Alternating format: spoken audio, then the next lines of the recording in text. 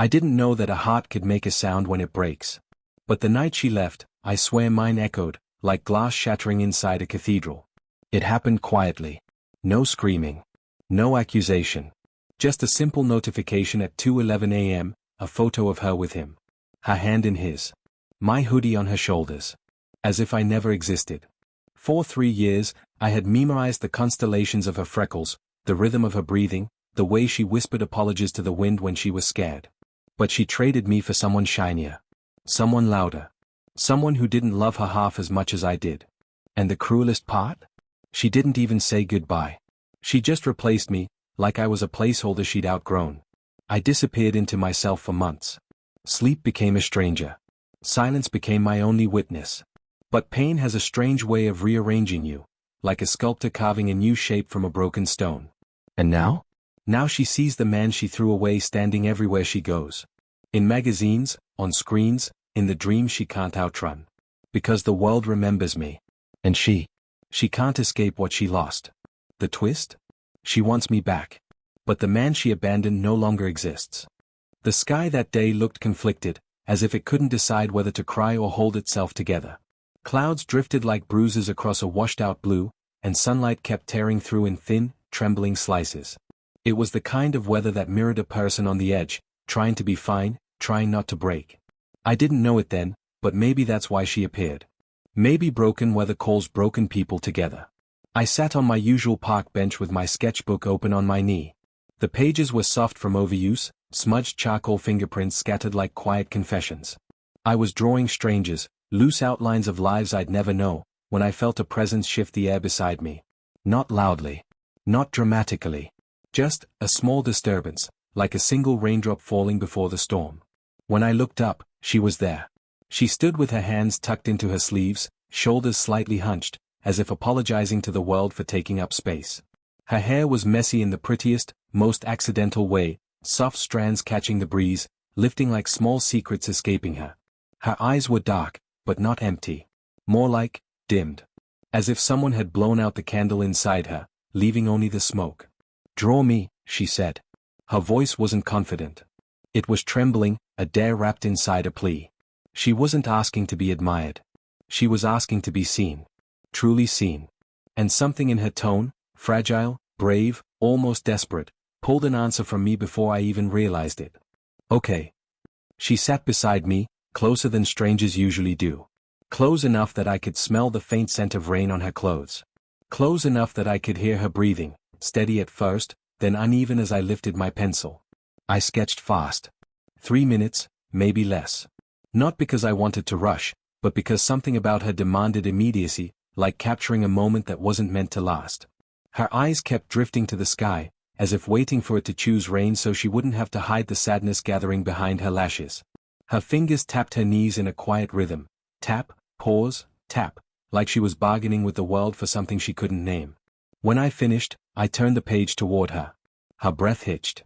It was small but unmistakable, like I had drawn something she didn't expect to recognize. "That's me," she whispered. "That's how I see you." Her lips parted, then closed again. She looked at the sketch like it was a confession she hadn't meant to make. Then she laughed, a soft, cracked sound, as if her heart had forgotten how to do it smoothly. "You don't even know me," she said. "Not yet." The words slipped out. Honest. Careless. Dangerous. She looked away quickly, staring at a single raindrop sliding down the back of her hand. She traced it with her thumb, counting it the way a child counts wishes on falling stars. There was something heartbreakingly lonely in the gesture. "What's your name?" I asked. She spoke it quietly, like it was something fragile she was afraid I might drop. And just like that, something shifted. Permanently. I didn't realize it then, but she had already stepped into a space no one else had touched. She had arrived like a misplaced brushstroke, but she stayed like ink sinking into paper, slow, irreversible, impossible to erase. She told me she was scared of love. That people always left when she finally let them close. She said this while staring straight ahead, not at me, as if afraid of what she'd see in my eyes. "I'm not going anywhere," I told her. And God, I meant it. Every syllable. Every promise. Every naive, hopeful lie.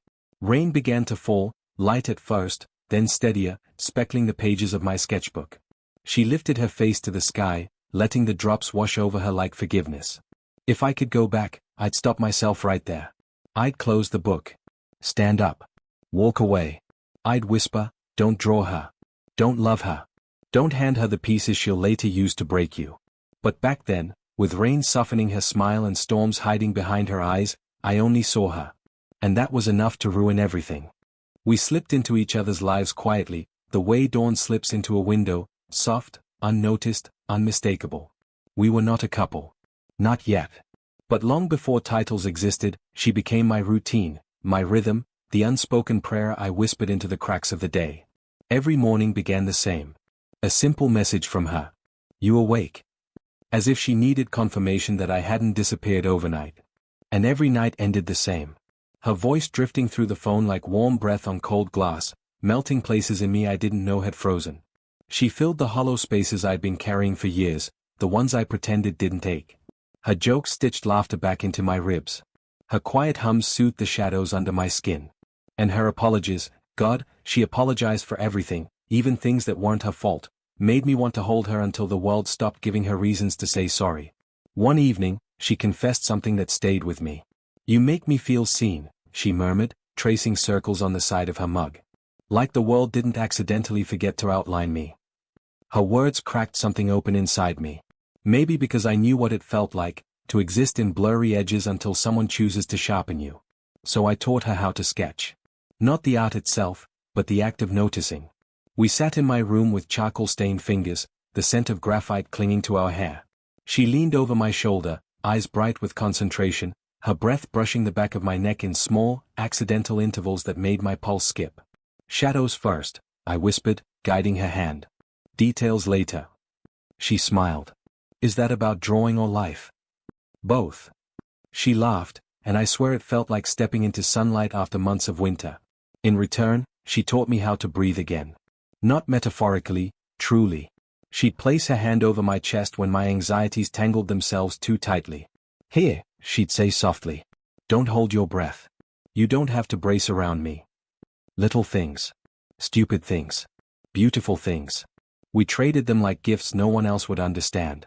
Eventually we created a language of our own. 3 squeezes on the hand meant I love you. 2 taps on the table meant I'm scared. 1 long silence meant stay. I stayed every time. Every single time. Because she asked without asking, and I answered without thinking. But love, real love, never grows symmetrically. And I didn't know it then, but ours was tilting, leaning heavily onto my side. She rested her weight on me like I was a pillar built just for her survival. And I mistook the heaviness for intimacy. I mistook her dependence for devotion. Our nights were the sweetest deception. She'd fall asleep on my chest, one arm curled around my waist, her breath aligning with my heartbeat. I'd trace constellations across her back, Orion, Cassiopeia, simple imaginary shapes, because she said it made her feel like I was reading the sky for her. You're my home, she whispered once, half dreaming. But I should have asked, for how long? I should have asked for whom? Because sometimes, when I spoke about the future, moving in, traveling together, building something worth believing in, her eyes would flicker. Not out of fear, but out of disconnection. Like she was drifting somewhere I couldn't follow. And when her phone lit up at night with a name she never let me see, she'd tilt the screen away, her hair falling like a curtain between us. I knew. I felt it. That cold tug of doubt. That neon warning sign flashing in my gut. But love blinds you in warm colors. And I was painting us in hues that didn't belong to me. Soft ochres, forgiving blues, tender reds. All the while ignoring the gray consuming her edges. Looking back now, the signs were blinding. Loud. Merciless. Undeniable. But I kept choosing to see candlelight. Because sometimes the glow of what you want is brighter than the reality of what you have. And God. I didn't know then that